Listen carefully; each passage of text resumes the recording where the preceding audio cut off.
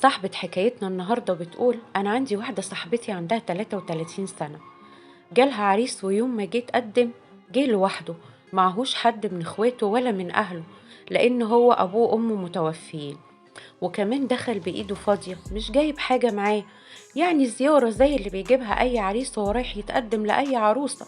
فحست إن هو بخيل. المهم ساعة الاتفاق كان رافض كل حاجة، حتى الفرح رفضه، وإنه يجيب دهب رافض، وكان بيقول كفاية عليها الخشب اللي هجيبه. وتحولت قعدة الاتفاق لقعدة خناقة مش اتفاق. فرفضت صاحبتي العريس، وبعدها بكام شهر لقوا العريس جه لوحده تاني، بس المرة دي جاي وموافق على كل طلباتهم، حتى الدهب موافق انه يجيبه. بس هي خايفة وبتقول هو ليه اتغير كده مرة واحدة، وفي المرتين جاي لوحده مش جايب معاه اي حد من اخواته. ولما سألته قال لها انا اللي هتجوز مش اخواتي. فهي خايفة توافق يطلع بخيل وطبعه وحش، وخايفة ترفض محدش يجيلها تاني، وعايزة تعرف تعمل ايه وتتصرف ازاي. انصحوها.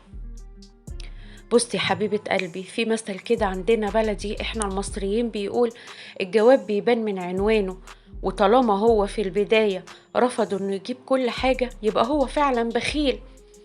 يعني هو رجوعه ان راجع وموافق انه يجيب كل حاجة ممكن تطلع حيلة، والجواز زي ما بيقولوا بطيخة مقفولة، يعني ما هينوبها الا انها توافق عشان خايفة ما يجيلهاش حد تاني، وتيجي بعد الجواز تكتشف ان هو بخيل.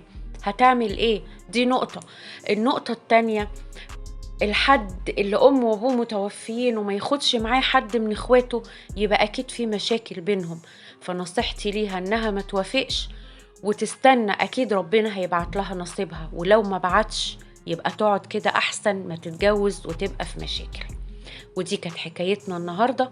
ما تنسونيش في اللايك والشير والسبسكرايب للقناة، واللي أول مرة يشوفنا يشترك في القناة ويفعل زر الجرس عشان يوصلكوا كل جديد. وما تنسوش اللايك لأن دي طريقة الدعم الوحيدة للفيديو. واستنوني في فيديو جديد في حكاوينا مع طول.